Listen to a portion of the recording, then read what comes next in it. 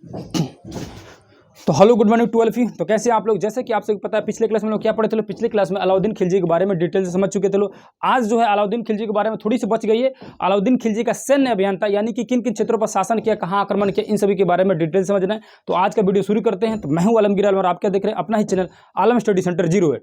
देखो इस वीडियो में हम लोग क्या पढ़ना है, यानी आज का टॉपिक कौन सा टॉपिक है, जो अलाउद्दीन खिलजी जो था, यानी कि देखो दिल्ली सल्तनत चल रहा है, दिल्ली सल्तनत में गुलाम वंश को खत्म कर चुके हैं लोग। दूसरा वंश जो आ चुका है खिलजी वंश, खिलजी वंश भी ऑलमोस्ट खत्म होने के करीब में आ चुका है। आज की वीडियो में इसको भी खत्म कर दिया। अगला जो है तुगलक वंश, सैयद वंश, उन सबको पढ़ा जाएगा नेक्स्ट वीडियो में, ठीक है।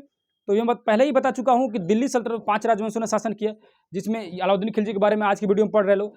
तो अलाउद्दीन खिलजी जो था वो किन किन क्षेत्रों अपने मतलब शासन काल में वो भारत के किन किन जगहों पर जाता है शासन करने के लिए, लड़ने के लिए, आक्रमण करने के लिए, लूटपाट करने के लिए, और किन वजहों से जाता है, इन सभी के बारे में आज की वीडियो में डिटेल समझेंगे, ठीक है। तो सबसे पहले वो जा रहा है कर्णदेव, गुजरात में जाता है। कर्णदेव जो है गुजरात के शासक है।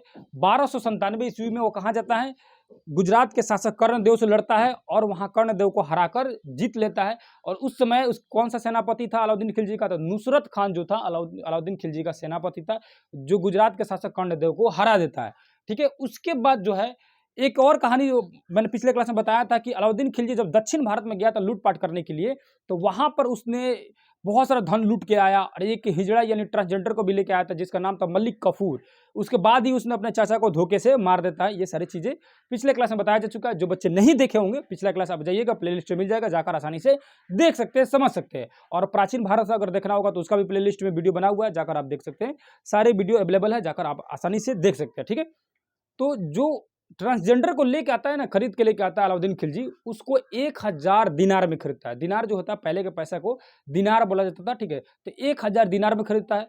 तो कभी कभी क्वेश्चन क्या पूछता है कि 1000 दिनारी किसे कहते हैं, तो 1000 दिनारी जो है अलाउद्दीन खिलजी के जो सेनापति था मलिक काफूर, यानी मलिक काफूर को खरीद के लेके आता है, बाद में उसको सेनापति बना देता है अलाउद्दीन खिलजी, समझ आ रहा है। और मलिक कपूर का पूछेगा कभी कभी कि मूल्य नाम क्या था, यानी ओरिजिनल नाम क्या था, तो चंदेराम, क्या नाम था, ओरिजिनल नाम जो था चंद्रराम था, किसका, मलिक कपूर का, ठीक है।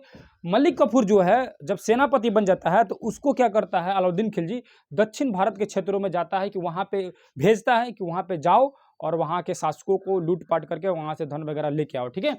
अब ये जो है बढ़ता है कहाँ, रणथंभौर की तरफ में। 1301 ईस्वी में रणथंभौर जाता है, वहां पर जीत हासिल कर लेता है ये मलिक कफूर। उसके बाद कहाँ बढ़ता है लो, 1303 ईस्वी में इसने चित्तौड़ की तरफ बढ़ता है लो। चित्तौड़ में क्यों बढ़ता है, चित्तौड़ में राजा रतन सिंह शासक है वहां के। वहीं पे है पद्मावती, जो रानी वहां की महारानी जो है, कौन है, पद्मावती, ठीक है।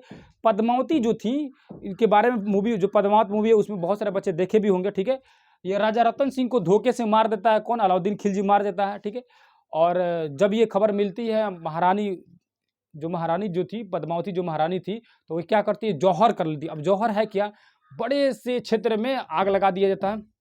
जैसे सती प्रथा सुने लो, तो सती प्रथा में तो जबरदस्ती बहुत सारे महिलाओं को बैठाया जाता था, या बहुत सारी महिलाएं अपने खुशी से भी बैठ जाती थी। सती प्रथा क्या था, पति के मरने के बाद पत्नी को भी चीता पर, यानी जहां आग जल रहा है, पति को जहां जलाया जा रहा है वहीं पे बैठ के जिंदा जलना रहता था, ठीक है। उसी को कहा जाता था सती प्रथा। जौहर भी उसी टाइप से थोड़ा रिलेटेड है।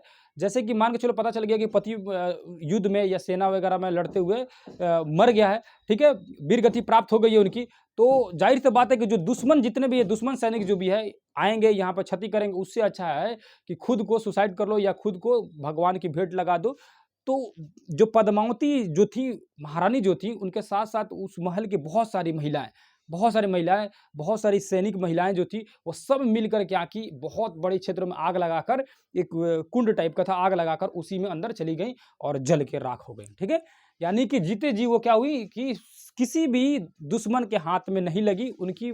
ये मतलब बहुत बड़ी हिम्मत की बात है कि दुश्मन के हाथ नहीं लगना और खुद को आग के हवाले कर देना, जल जाना, राख हो जाना। ये कहानी वगैरह मूवी वगैरह में आप देखे होंगे, ये सब बहुत सारे बच्चे जानते भी होंगे, ठीक है। तो ये कहाँ की कहानी है, तो चित्तौड़ की कहानी। ये कम से कम याद रखना, ये कहानी कहाँ की है। कहानी तो सबको याद रहता है, फिल्म सबको याद रहता है, लेकिन किस जगह की कहानी है, तो चित्तौड़ की कहानी है, ठीक है। चित्तौड़, वहाँ के राजा कौन से, राजा रतन सिंह, वही जो क्या बोलते हैं शाहिद कपूर जिसका किरदार निभाता है मूवी में, जो देखा होगा उसको पता होगा। तो राजा रतन सिंह जो क्या है, राजा रतन सिंह वहाँ के शासक है, और पद्मावती वहाँ की महारानी है, जो जौहर प्रक्रिया द्वारा अपने आप को खत्म कर लेती है या विलीन कर लेती है, ठीक है ना, वीरांगनी हो जाती है। उसके बाद देखेंगे तो जो जो साउथ इंडिया का सेनापति किसको बनाया जाता है, यानी दक्षिण भारत का सेनापति किसे बनाया जाता है, मलिक कफूर को बनाया जाता है दक्षिण भारत का सेनापति। वही मलिक कफूर जिसको अलाउद्दीन खिलजी जो है 1000 दिनार में खरीद कर लेकर आता है, ठीक है।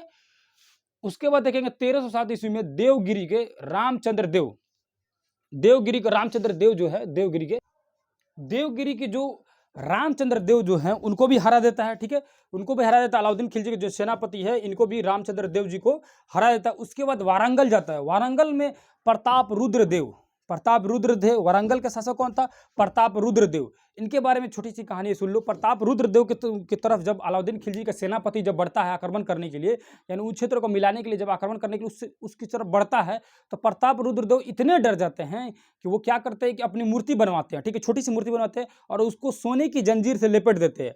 और जो सेनापति आता है तो उसको भेंट करते हैं कि ये ले जाकर अलाउद्दीन खिलजी को दे दीजिएगा और हम आत्मसमर्पण करते हैं, यानी सरेंडर बोल देते हैं। कौन, प्रताप रुद्र देव जो हैं वारंगल के शासक जो हैं, ये सोने की जंजीर जो है भेंट करते हैं सेनापति को कि आप ले जाकर अलाउद्दीन खिलजी को दे दीजिएगा और हम उनको उनकी अधीनता यानी कि उनकी गुलामी स्वीकार करते हैं, ठीक है। वो जो मूर्ति जो है ना, पूछे कभी कभी क्वेश्चन में कि अपनी खुद की मूर्ति को सोने के जंजीर से लपेट कर, है ना, अलाउद्दीन खिलजी की अधीनता स्वीकार करने वाला कौन शासक था, तो प्रताप रुद्र देव जो थे वारंगल के शासक, वही अधीनता स्वीकार वगैरह करते हैं, ठीक है।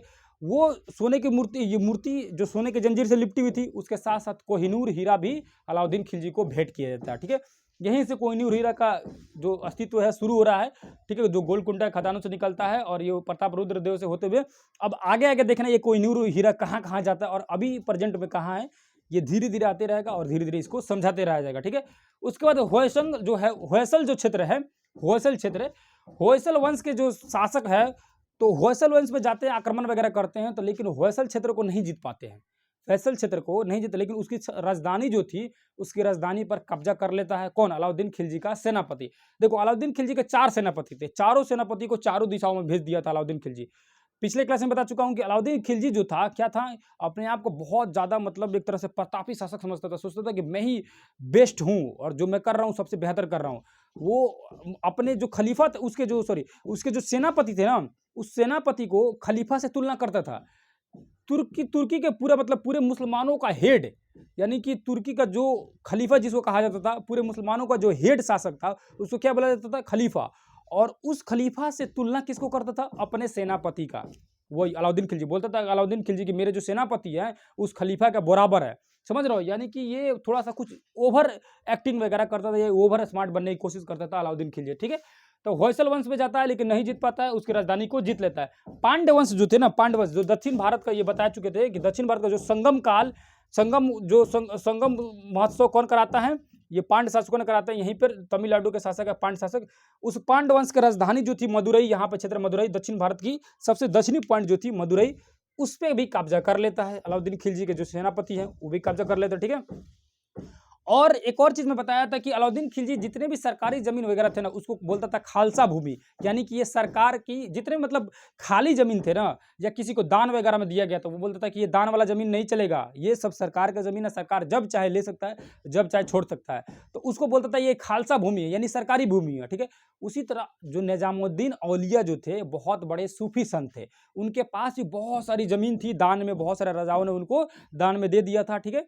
तो अलाउद्दीन खिलजी बोला कि ये जितने भी आपके ज़मीन वगैरह है, ये सब ज़मीन हमको दे दीजिए, ठीक है, ये आपका ज़मीन नहीं रहेगा, अब ये सरकार का ज़मीन है, सरकार इस पर जो मर्जी करेगा बनाएगा। तो बोले कि अगर नहीं दीजिएगा तो आपको दरवाज़ा बंद कर देंगे और उसी में आपको पकड़ लेंगे। तो उसी बात पर ये निजामुद्दीन औलिया बोले थे अलाउद्दीन खिलजी से कि मेरे घर में 10 दरवाजे हैं। कहने का मतलब क्या था, एक्चुअली में 10 दरवाजे नहीं है, मतलब कहने का मतलब था कि आप एक तरफ से पकड़ना है, ये क्या हमको 10 तरफ से लोग बचाने वाले हैं, ठीक है। आप हम मेरे पास नहीं आ सकते और मुझ पे हमला या मुझे रोक नहीं सकते, आप कुछ भी कर लीजिए, आप मुझ पे हाथ नहीं लगा सकते, ठीक है। आप कितना कोशिश कर लीजिए, आप एक तरफ से हमको रोकने की कोशिश कीजिएगा और 10 तरफ से लोग हमको एक्सेप्ट करने वाला या मेरे समर्थन में आने वाले लोग हैं, ठीक है। बाद में निजामुद्दीन औलिया के बारे में समझ जाता है अलाउद्दीन खिलजी कि धर्म के मामले में टोका टोकी करना बेकार है, वो अपना शासन वगैरह करने लगता है और निजामुद्दीन औलिया को छोड़ देता है, ठीक है। उसके जो सेनापति, अभी जैसे बताया कि उसके सेनापति जो था, अपने सेनापति को खलीफा से तुलना करता था, ठीक है, और इसकी आदेश की अवहेलना कर दिया, खलीफा की आदेश का अवहेलना। कौन सा आदेश था, तो जब मैं बताया था कि उत्तर भारत में कौन से शासक वगैरह थे, मंगोल शासक से काफ़ी ज़्यादा दिल्ली सल्तनत के पूरे शासक जो थे परेशान थे। देखो, ये सारी कहानी मैं जो सुना रहा हूँ कि गुजरात में शासन किया, राजस्थान पर आक्रमण करता है, गुजरात पर आक्रमण करता है, या बहुत सारे ये जितने भी पश्चिम और उत्तर साइड के जो क्षेत्र थे ना, कौन सा हो गया पश्चिम उत्तर साइड में, देखो मैप को समझना बहुत जरूरी है। अगर मैप नहीं पता रहता है ना, तो बहुत सारी चीज़ें तो क्लियर हो ही नहीं पाता है, ठीक है। तो मैं हमेशा बोलता हूँ कि मैप को आप अच्छे से समझ पाइए, समझ लीजिएगा तो बहुत सारी चीज़ें जो है क्लियर हो जाती है, और नहीं समझिएगा तो बहुत सारी चीज़ें अधूरा रहता है। ये प्यारा भारत हो गया, लगभग शॉर्टकट में रफली भारत बन गया। ये जो क्षेत्र होता है ना, ये पश्चिम हो गया, ये हो गया नॉर्थ उत्तर। तो इन सब जितने भी क्षेत्र थे ना, ये जो क्षेत्र था उत्तर पश्चिम क्षेत्र था। इन सभी क्षेत्रों में क्या था, ये तो मान के चलो ये तो भारत है हम लोग का। पहले पाकिस्तान जो था, ये पाकिस्तान भी भारत के अंदर ही था, ये पाकिस्तान भी ऐसे ही था भारत के अंदर, ठीक है। तो इन सभी क्षेत्रों में यहाँ है एक नदी निकलती है यहाँ मानसरोवर झील से, उस नदी को बोलते हैं सिंधु नदी, जो आकर नीचे यहाँ अरब सागर में आकर मिल जाती है। इधर बंगाल की खाड़ी, इधर अरब सागर, नीचे हिंद महासागर, ठीक है। ये जो क्षेत्र है ना, इसको बोलते हैं सिंधु क्षेत्र, क्योंकि यह सिंधु नदी यहाँ से निकलती है, ठीक है। तो सिंध जो क्षेत्र है अभी पाकिस्तान में, प्रेजेंट पाकिस्तान में है, ठीक है। ये और यहाँ पे है पाकिस्तान में, ठीक है। तो जो सिंध प्रांत है, सिंध क्षेत्र थे, यहाँ पर क्या किया था, बॉर्डर बनवाया था। कौन बनाया था बॉर्डर? ये खलीफा जो थे ना, वो बॉर्डर यहाँ पे बॉर्डर डिसाइड कर दिए थे कि ये बॉर्डर जो है हिंदुस्तान और मंगोलों का बॉर्डर, मतलब जो जो अलाउद्दीन खिलजी था या दिल्ली सल्तनत के जितने भी शासक थे और मंगोल जो शासक थे, उनके बीच में बॉर्डर बन गया। क्योंकि इधर से मंगोल शासक थे ना, हमेशा आक्रमण वगैरह करते रहते थे, आते रहते थे, लूटते रहते थे। तो अलाउद्दीन खिलजी या उससे पहले भी जितने भी शासक थे ना, उसके समय में क्या हुआ था, भारत का जो उत्तरी जो क्षेत्र था वो सुरक्षित नहीं था। किससे सुरक्षित नहीं था? मंगोल शासकों से सुरक्षित नहीं था। इसी कारण जो था अलाउद्दीन खिलजी जो है इस तरफ भाग रहा था, इस तरफ भाग रहा था। क्यों? क्योंकि मान लो भारत से बहुत सारे सामान को अगर इन सभी क्षेत्रों में यहाँ पे लाना है, यानी कि बाकी इराक, ईरान, सऊदी अरबिया, इन सभी क्षेत्रों में व्यापार करना है, तो इधर से वो जा नहीं सकता था, क्योंकि जाता था तो यहाँ पर मंगोल शासक धक लपेट देते थे उसको। तो वो चाहता था कि इधर की तरफ बढ़े। इधर क्यों बढ़ना चाहता था? आपको ध्यान होना चाहिए कि इसके नीचे कौन सी सागर है? हिंद, ये अरब सागर है। ये कौन सा क्षेत्र है? गुजरात क्षेत्र है। तो उसको मालूम था कि यहाँ पर जो है ना, यहाँ पर तटीय क्षेत्र है, ये समुद्री क्षेत्र है सब, और यहाँ पर वो उस बंदरगाह या तट पर कब्जा करना चाहता था, ताकि समुद्र के रास्ते, समुद्र मार्ग पर उसका पकड़ हो जाए और समुद्र के रास्ते अपने व्यापार को मजबूत कर सके या व्यापार को बढ़ा सके। इसीलिए वो गुजरात के क्षेत्र में अंधाधुंध बढ़ रहा था, या दिल्ली से बढ़ रहा था। तो दिल्ली से जब बढ़िएगा तो सबसे पहले यहाँ कौन सा क्षेत्र पड़ेगा? राजस्थान पड़ेगा कि नहीं पड़ेगा? राजस्थान। उसके बाद गुजरात पड़ेगा। तो यहाँ के राजस्थान के बहुत सारे शासक जो थे, गुजरात के तरफ बढ़ने में बाधा डाल रहे थे। यानी कि अलाउद्दीन खिलजी चाहता था गुजरात जाना, गुजरात जाकर वहाँ के क्षेत्र को कब्जा करना, लेकिन उसके बीच में राजस्थान आ जा रहा था, और राजस्थान के बहुत सारे शासक जो है उसको आगे बढ़ने से रोक रहे थे। इसी कारण से वो राजस्थान के बहुत सारे शासकों से लड़ते गया, उन लोगों को हराते गया, मतलब पिटाते पीटते जैसे भी हो वहाँ से आगे बढ़ते गया। उसको बढ़ना था कहाँ? गुजरात आना था, और इसी तटवर्ती क्षेत्र को कब्जा करना था। तो जितने भी शासक है ना, ये सभी गुजरात और राजस्थान के ही शासक है। इन सभी शासकों से लड़ता है, और लड़कर, पीट कर, हार कर, जीत कर वो आगे बढ़ते जाता है, ठीक है। तो वही चीज यहाँ देख रहे हो। एक और चीज यहाँ देख लो कि उसने आदेश की अवहेलना किया। किनके आदेश का अवहेलना किया? तो खलीफा के आदेश की अवहेलना करता है। खलीफा क्या बोले थे? खलीफा और अलाउद्दीन खिलजी, यानी अलाउद्दीन खिलजी और मंगोल जो शासक थे, उनके बीच में समझौता कराता है कौन? खलीफा। खलीफा कौन है? तुर्क का जो सबसे बड़ा मुस्लिम शासक जो था, यानी कि पूरी दुनिया का जो सबसे बड़ा मुस्लिम शासक था, उसको बोला जाता था खलीफा, ठीक है। ये समझौता कराते थे मंगोल और अलाउद्दीन खिलजी के बीच में समझौता कराए थे कि आपको इसके अंदर नहीं जाना है और आपको इसको अंदर, इसके बाहर नहीं जाना है। लेकिन अलाउद्दीन जो खिलजी था इस दर क्रॉस करके आगे बढ़ गया, यानी कि खलीफा की बात की अवहेलना कर दिया, खलीफा के आदेशों का अवहेलना कर दिया कौन? अलाउद्दीन खिलजी, ठीक है। उसके बाद देखेंगे तो इतिहासकार जो बर्नी है, वो कहता था कि इतिहास याद रखना कि कौन सा ऐसा इतिहासकार है जो कहा है कि अलाउद्दीन खिलजी जो है एक नाम मात्र मुस्लिम था, बाकी सारे चीज़ें जो है अपने ही मतलब अनुसार करता था। वो मुस्लिम धर्म को उतना ज़्यादा मानता नहीं था, किसी धर्म को नहीं मानता था। वो बोलता था कि मैं जो हूँ वही धर्म है, मैं जो बोल दिया हूँ वही धर्म है, वही नियम कानून है, बाकी किसी धर्म को वो नहीं मानता था। ये किसने बोला था? इतिहासकार बर्नी ने बोला था, ठीक है। उसने अपने सैनिकों की ड्रेस भूषा व्यवस्था किया। देखो ये हर एक काम यूनिक टाइप से करता था, एकदम अलग विचित्र टाइप से। अपने सैनिक के लिए एक ड्रेस बनवाया, ताकि मेरा सैनिक जो है पूरे भीड़ में एकदम अलग दिखे, जबरदस्त दिखे, ठीक है। तो अपने सैनिकों का क्या किया, एक वेशभूषा यानी ड्रेसअप करवाया, ठीक है।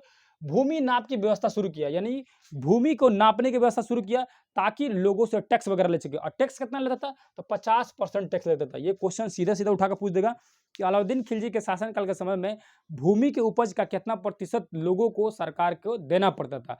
तो अपने उपज का 50% जो है सरकार को देना पड़ता है, यानी टैक्स कितना था, 50% था, ठीक है। समझ रहा है कि नहीं समझ रहा। अब ये दक्षिण भारत में क्यों कब्जा कर रहा था, जब उसको इधर आना था गुजरात की तरफ, तो ये दक्षिण भारत की तरफ क्यों बढ़ रहा था। तो दक्षिण भारत में एकमात्र उसका कारण था, यहाँ पर जाकर लूट पाट करके मंदिरों से लूट लो, लोगों से लूट लो, सारे लूट के धन लूट लूट कर वो लेकर आता था, अपनी आर्थिक स्थिति को मजबूत करता था, ठीक है। समझ रहा है कि नहीं समझ रहा। वो और किसको दिया था ये काम, तो मलिक कफूर जो था उसको ये काम सौंप दिया था, मलिक कफूर को, कि तुम ही यहाँ से लूट लूट कर सब धन लगे आओ, ठीक है। अब ये अलाउद्दीन खिलजी के बारे में कहानी खत्म हो जाता है। अलाउद्दीन खिलजी के बाद खिलजी वंश का एक अगला शासक बनता है, क्या नाम है उसका, कुतुबुद्दीन मुबारक शाह खिलजी। क्या नाम है, कुतुबुद्दीन मुबारक शाह खिलजी। ये बहुत ही बकलोल टाइप का शासक था, ठीक है। ये कब से कब तक शासन करता है, तो 1316 से लेकर 1320 ईस्वी तक शासन करता है, मात्र 4 साल शासन करता है। बहुत ही हरामी टाइप का शासन, मतलब बेलज्जा टाइप का शासक था। अब बेलज्जा मतलब क्या होता है, इसको लाज शर्म किसी भी तरह का नहीं था, ठीक है। अब ये क्यों ऐसे बोल रहा हूँ, सुनो। जो कुतुबुद्दीन मुबारक शाह खिलजी जो था ना, अपने दरबार में क्या होता था ना, कभी कभी औरतों के कपड़े पहन के चले, यानी साड़ी पहन लिया, चोली पहन लिया, घंघरा पहन लिया, वही पहन के चल जाता था। कभी कभी बिना कपड़े के चल जाता था। अब देखो कितना अजीब टाइप का था, कभी कभी बिना कपड़े। अब दरबारी देखे तो है जा, ये क्या हो गया राजा को। तो बहुत सारे इससे मतलब जितने भी दरबार में लोग बैठे हुए रहते थे, वो अचंभित हो जाते थे कि किस टाइप का ये आदमी है। अब ये राजा था तो बहुत सारे लोग बोल नहीं पाते थे, लेकिन अंदर अंदर बहुत लोगों को गुस्सा आता था कि इसको मार के खत्म कर दिए, ये पूरा तरह से नाश दिया है धर्म को, ठीक है। या पूरे राज दरबार को या वंश को, ये खिलजी वंश को पूरी तरह से नाश दिया था कौन, ये कुतुबुद्दीन मुबारक शाह खिलजी। बहुत पगला शासक था, ठीक है। ये क्या करता था, ये इसने, और ये खलीफा को भी नहीं माना, बोला कौन सा खलीफा जी, ये मतलब जो तुर्की खलीफा थे, बता रहा हूँ पिछले वीडियो में बताया था कि तुर्की खलीफा से क्या लेना पड़ता था, खलीफत लेना पड़ता था शासक बनने से पहले। ये बोला कैसन खलीफा, हम ये खलीफा हैं, खलीफा कैसे ने, ये अपने आप को मतलब खत्म टाइप का था। महिलाओं को वस्त्र पहन लेता था, कभी कभी नी वस्त्र यानी लंगटई घूमने लगता था, ठीक है। खुसरो खां जो था, उसी के दरबार में एक था खुसरो खां। उस खुसरो खां ने क्या किया, इसको टिपका दिया, किसको, कुतुबुद्दीन ऐबक को, सॉरी कुतुबुद्दीन मुबारक शाह को। कुतुबुद्दीन ऐबक तो गुलाम वंश का हो गया। कुतुबुद्दीन मुबारक शाह को कौन टपका देता है, खुसरो खां जो है वो टपका देता है, खत्म कर देता है। इसके बाद ये खिलजी वंश जो है पूरी तरह से खत्म हो जाती है। अब जो है अगला वंश के बारे में नेक्स्ट वीडियो में पढ़ा जाएगा। यहाँ खिलजी वंश के बारे में या खिलजी वंश में जो अलाउद्दीन खिलजी और जलालुद्दीन खिलजी के बारे में जो पढ़ाया गया है, उसमें किसी भी तरह का अगर कन्फ्यूजन हो, किसी भी तरह का डाउट हो, तो आप कमेंट बॉक्स में जरूर पूछ सकते हैं। और कैसा लगा वीडियो आप जरूर बताइएगा। और नेक्स्ट वीडियो में फिर मिलेंगे दूसरे किसी टॉपिक के साथ। तब तक के लिए धन्यवाद, नमस्कार, अस्सलाम वालेकुम, जय हिंद, जय भारत।